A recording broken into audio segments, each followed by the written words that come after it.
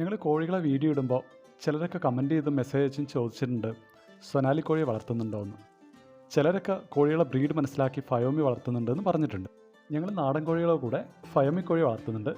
കൂടെ കുറച്ച് മിക്സ്ഡ് കോഴികളും ഉണ്ട്. നമ്മൾ ഫയോമി കോഴികളെ വളർത്താൻ തീരുമാനിച്ചതിന് കുറച്ച് കാരണങ്ങളുണ്ട്. അപ്പോൾ അതൊന്ന് പറയാമെന്ന് വിചാരിച്ചു. ഫയോമി എന്നുള്ളത് നമ്മളെ കേരളത്തിലോ ഇന്ത്യയിലോ ഉള്ള ഒരു കോഴീനല്ല. ഏകദേശം 1000ഓളം വർഷം പഴക്കമുള്ള ഈജിപ്തിലെ ഫയോം എന്ന പ്രദേശത്തു നിന്നുള്ള ഒരു കോഴീനാണ് ഫയോമി.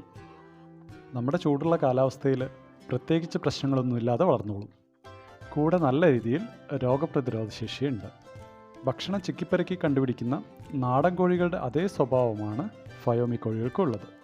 തൂക്കം കുറവായതുകൊണ്ട് നല്ല രീതിയിൽ പറക്കാനും ഓടാനും കഴിയും. നീളം കൂടിയ കാലുകൾ വേഗത്തിൽ ഓടാൻ സഹായിക്കുന്നുണ്ട്. അതുകൊണ്ട് നായയും കുറുക്കനൊക്കെ പിടിക്കുക എന്നുള്ളത് കുറച്ച് പാടാണ്. ഇനി മുട്ടയ്ക്ക് വേണ്ടി വളർത്തുകയാണെങ്കിൽ ഏകദേശം 4-4.5 മാസം മുതൽ പിടക്കോഴികൾ മുട്ടയിടാൻ തുടങ്ങും.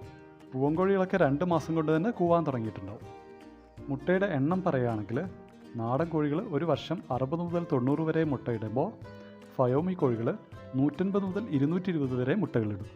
അതായത് ഫയോമി കോഴികൾ സാധാരണയായിട്ട് അടയിരിക്കാറില്ല. ചെറിയ ചെറിയ ഇടവേളകൾ എടുത്തുകൊണ്ട് മുട്ടയിട്ടുകൊണ്ടേ ഇരിക്കും.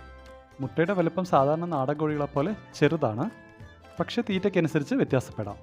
ഇങ്ങനെ തുറന്നു വിട്ട് വളർത്തുന്നതുകൊണ്ട് ഇറച്ചിയിൽ കൂടുതൽ പോഷകാംശങ്ങളുണ്ടെന്ന് കരുതപ്പെടുന്നു. വീഡിയോ കാണുമ്പോൾ നിങ്ങൾക്ക് മനസ്സിലാവുന്നുണ്ട് എന്ന് വിചാരിക്കുന്നു. നമുക്ക് അടുത്ത് പോയിട്ടൊരു വീഡിയോ എടുക്കാനോ ഫോട്ടോ എടുക്കാനൊന്നും പറ്റില്ല.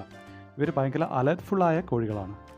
അരുമ പക്ഷിയായല്ല, പകരം ഒരു അലങ്കാര പക്ഷിയായും മുട്ടയുടെ ആവശ്യത്തിനു വേണ്ടി നമ്മുടെ കാലാവസ്ഥയിൽ വളർത്താൻ പറ്റിയ ഒരു നല്ല കോഴിയിനാണ് ഫയോമി. ഇനി നിങ്ങൾക്കറിയുന്ന ഫയോമിയെ പറ്റിയുള്ള എന്തെങ്കിലും കൂടുതൽ വിവരങ്ങളുണ്ടെങ്കിൽ ഒന്ന് കമൻറ്റ് ചെയ്തേക്കണം.